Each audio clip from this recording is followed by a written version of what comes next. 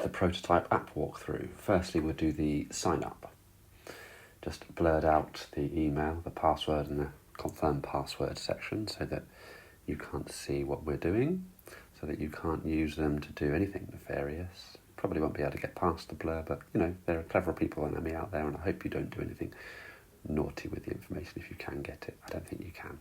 Once you've done the sign up, you then get dropped into the login process where you re-input your email and password. Obviously on the sign up you had to select the terms and conditions as well and privacy policy. And once you've done the login, you end up on the profile creation page. And you can choose to create a profile. We haven't got a lot of information on there for you. We're not going to use your data for anything, so we don't need to gather the information. You can select a photograph, take a photograph or select one of a phone if you like. Pop your name in. The name that's being put in is not mine, that's the developer's, and then pop your biography and a little bit of a description of yourself. In the future, when you're following or creating stories, obviously that'll be on your profile and other people will be able to search your profile, but at the moment, because this is a prototype, that's not a function that we have adding yet. And then once you've done that, you're dropped into the feed. Now the feed is slightly different from a social feed. You can comment as yourself, as a viewer, or you can comment as a character. That's important for storytelling because story development might happen in comments as well as in posts, but also you may want to reply to a viewer as a character. On the feed you can choose which stories you're following, or all of them. Depending on how you want to, you can choose to group them or mix them up, so you could see them all together, or one story together. You can choose to see the newest post first, or the latest post first, which is interesting, depending on your preference. And you can also choose different layouts on the You can choose different layouts on the feed as well. You can have the vertical one you just seen, cards, so they fill the screen. Or you can have a swiping view, which is horizontal as well, depending on your personal preferences.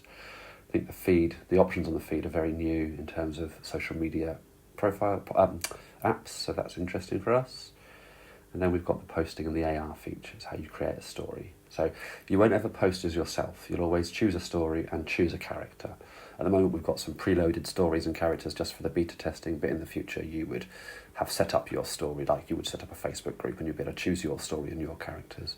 Of course, when you're posting, you can take a photograph, or you could upload a photograph or upload a video. Or you can be in the virtual world and record yourself in a virtual world as a virtual stage, or record others. You can also wear makeup and costume. So these are the filters that you might have seen on Snapchat or TikTok. But we want to repurpose those for creating costumes for performances. So that's an interesting approach to the AR use. Lots of different filters on there for faces. At the moment, we'll extend that to full body in the future. But again, as this is a beta test, we're just looking at the simplistic things we can do, although it shouldn't be called simplistic because it's been very complicated to develop it. And then, of course, after those AR features, there's this, which is a portal view, where you could look at different worlds.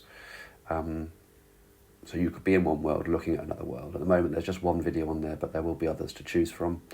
You could use this for a mirror on the wall feature, for instance. And then, again, just another quick view of another one of the virtual stages that you could perform within.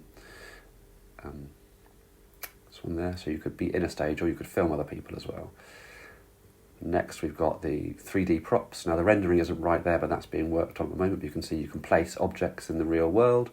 So that's, again, props, three-dimensional props. And then, of course, we've got two-dimensional props, which are essentially animated overlays. World news banner. Developer nodding to somebody he's travelling with. Another banner at the top there for a different type of news, maybe, and some kind of comic book banners. I really like these myself. Oops.